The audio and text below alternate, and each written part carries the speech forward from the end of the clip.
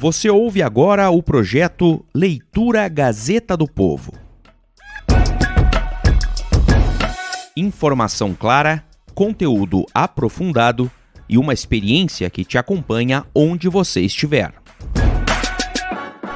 Quais foram os grupos guerrilheiros que atuaram durante a ditadura militar? Reportagem publicada pela Gazeta do Povo em 2 de agosto de 2019. 2 anos após o começo do regime militar no Brasil, grupos armados de esquerda começaram uma articulação que colocou o país em um estado de guerra civil não declarada. Entre 1966 e 1974, a esquerda armada roubou 3,8 milhões de dólares, valor que fez da guerrilha brasileira a mais rica do mundo na época. No auge das ações, entre 1968 e 71, os militantes assaltaram 154 bancos e carros fortes. A atuação também envolvia atentados. Os grupos realizaram cerca de 40 atentados à bomba, sequestraram 8 aviões comerciais e 4 diplomatas. Foi o único momento da história em que houve sequestro de embaixadores no Brasil. A seguir, você conhece os principais grupos da esquerda armada brasileira e suas ações durante o regime militar. Aliança Libertadora Nacional, ALN.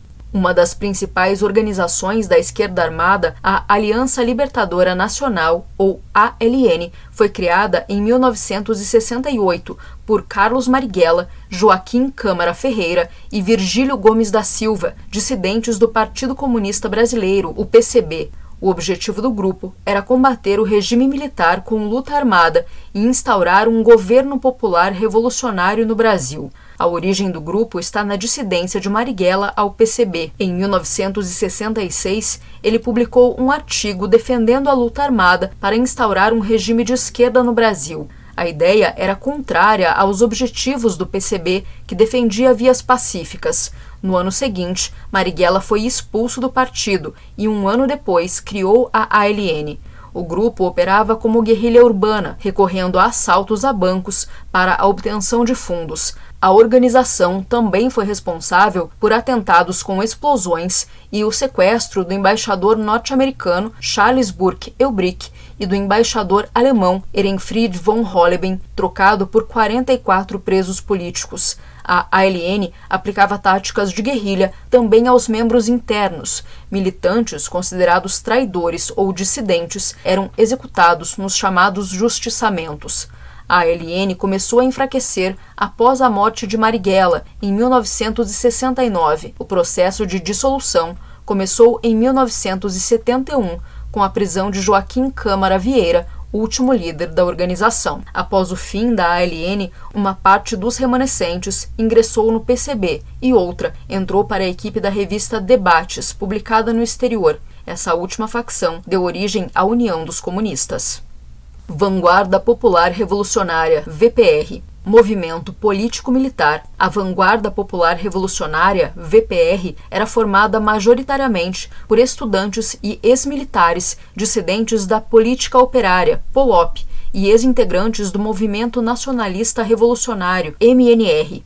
A VPR se organizava em células de 3 militantes que não tinham comunicação umas com as outras. Um membro de cada célula integrava um escalão superior, também formado por 3 pessoas. Essa sucessão seguia até o nível mais alto da organização. Assim como a maioria dos grupos de esquerda armada, a VPR praticava assaltos a bancos para financiar as atividades. O grupo teve participação no sequestro do embaixador alemão Ehrenfried von Holleben, realizado em 1970 em uma ação conjunta com a ALN. A organização focava em ações militares. Na mais famosa delas, em 1969, o capitão do exército Carlos Lamarca passou para a clandestinidade, levando 63 fuzis, 10 metralhadoras e munição do quartel do 4º Regimento de Infantaria, em Quitaúna, São Paulo. Principal capitão da VPR, Lamarca rompeu com a organização em 1971 e passou a integrar o MR8. A VPR sofreu crises internas devido a discordâncias de atuação. O setor militar defendia a luta armada, enquanto o setor intelectual afirmava que era necessário um trabalho inicial de conscientização, lenta e gradual das massas. As divergências levaram à fusão, em 1969, da VPR com o Comando de Libertação Nacional, Colina, dando origem à Vanguarda Armada Revolucionária Palmares, VAR Palmares. O grupo encerrou as atividades após 1972, quando José Anselmo dos Santos, o Cabo Anselmo, assumiu a liderança. Suspeito de ser policial infiltrado, Anselmo foi o único sobrevivente de uma ação policial que dizimou 6 membros da VAR em Recife, naquele mesmo ano. VAR Palmares. A Vanguarda Armada Revolucionária Palmares, VAR Palmares, foi uma organização político-militar surgida a partir da fusão entre o Comando da Libertação Nacional, Colina, a Vanguarda Popular Revolucionária, VPR, e outros grupos revolucionários do sul do país e da Bahia. A ação mais famosa do VAR Palmares foi o roubo ao cofre do ex-governador de São Paulo, Adhemar de Barros, que rendeu ao grupo pelo menos $2,5 milhões. O grupo também planejou o sequestro do ministro da Fazenda, Delfim Neto, mas membros foram presos antes da ação. O grupo surgiu durante o ápice do embate entre o regime militar e a esquerda armada em 1969, mas a organização teve vida curta. Foi desmantelada pelo recém-criado órgão de inteligência do Exército, Destacamento de Operações de Informação, Centro de Operações de Defesa Interna, o DOI-CODE. Ao mesmo tempo, divergências quanto à estratégia militar levaram ao êxodo da maioria dos seus integrantes, que retornaram à VPR. Desestruturada e impossibilitada de desenvolver ações armadas, com seus líderes presos ou mortos pela polícia, a VAR Palmares chegou ao fim em 1971. MR8. Batizado em homenagem à data da morte de Ernesto Che Guevara, o movimento revolucionário 8 de outubro, MR8, foi a denominação de 2 movimentos de guerrilha.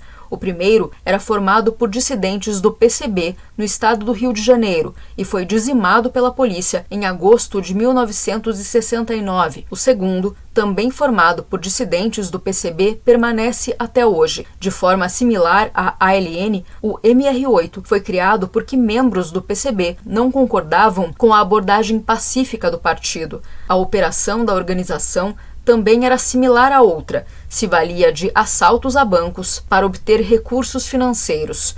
O MR8 participou também do sequestro do embaixador norte-americano Charles Burke Elbrick, juntamente com a ALN, em troca da libertação de prisioneiros militantes. A permanência do nome MR8 após a derrota do grupo original foi uma tentativa de desmoralizar a polícia, objetivo central da organização. Isso se refletia em uma das ações do grupo, assaltos a quartéis. O MR8 começou a mudar em 1971 com a morte de Carlos Lamarca, que havia tentado instaurar núcleos de guerrilha no interior da Bahia. A partir disso, o movimento passou a defender as liberdades democráticas, bem como a formação de uma frente popular pela redemocratização do país. Uma das ações nesse sentido foi a entrada no Movimento Democrático Brasileiro, o MDB, após a extinção do bipartidarismo em 1979. Agora, os dias de esquerda armada do MR8 ficaram para trás. Com o alinhamento ao MDB, o grupo passou a adotar o pacifismo e se afastar dos ideais comunistas, o que lhe rendeu acusações de dissidentes de ter virado à direita. O objetivo passou a ser a aproximação com a juventude, promovendo um encontro nacional de jovens e apoiando o Rock in Rio. No campo político, a organização segue apoiando o MDB e seus candidatos.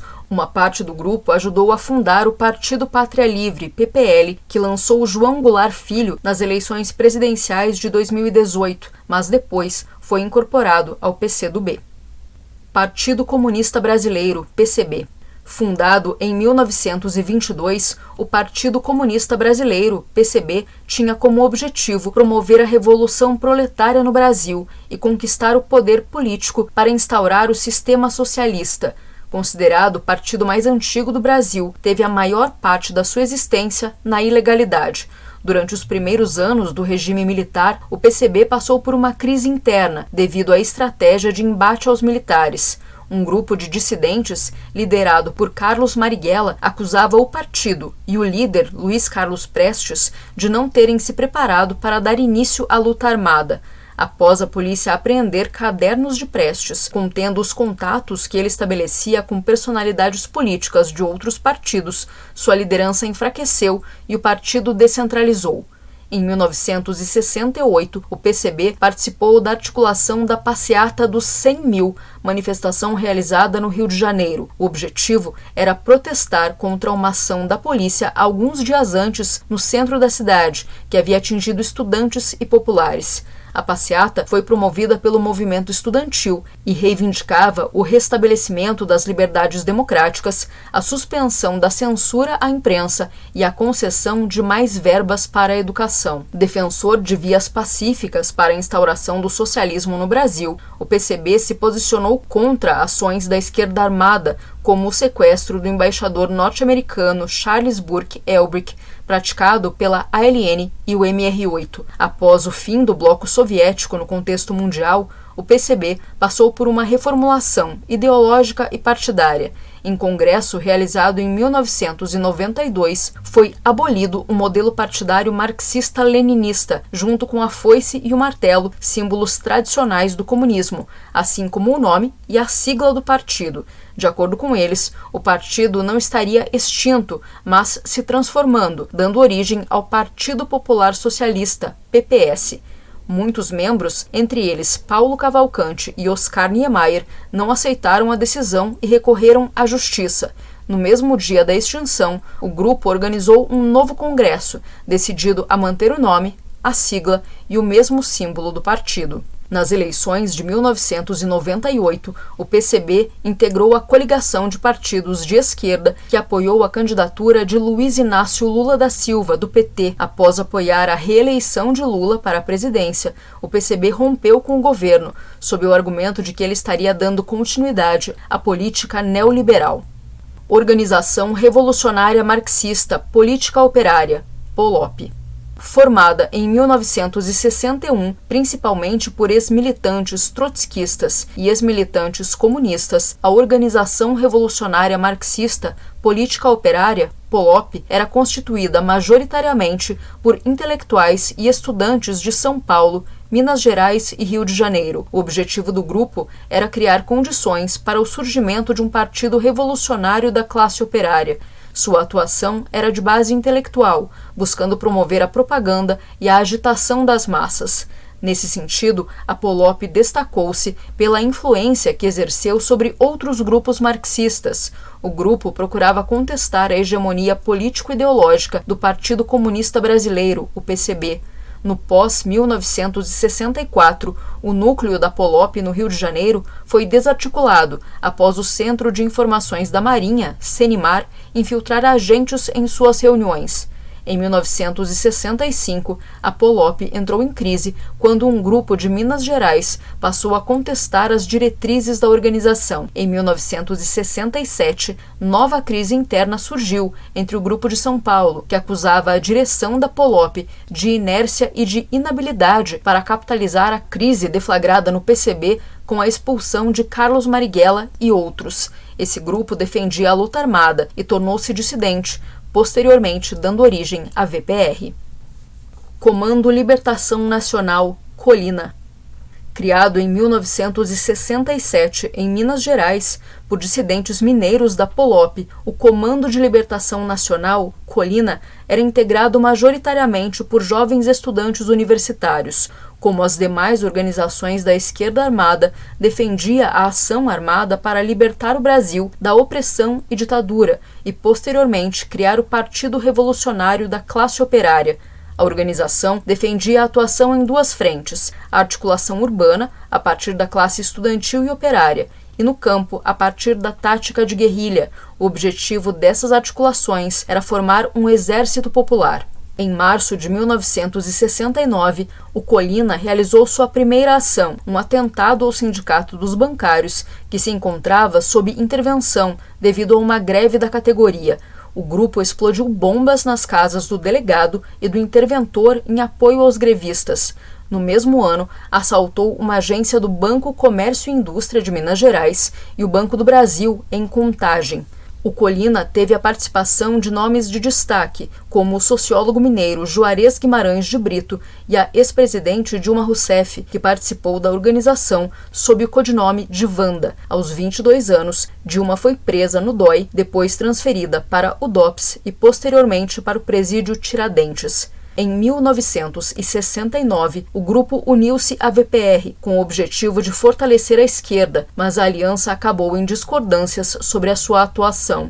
Divergências internas levaram à fusão com outros grupos do sul do país e da Bahia, dando origem a VAR Palmares. Você ouviu a reportagem Quais foram os grupos guerrilheiros que atuaram durante a ditadura militar, publicada pela Gazeta do Povo. A leitura é de Cristina Cessiuque.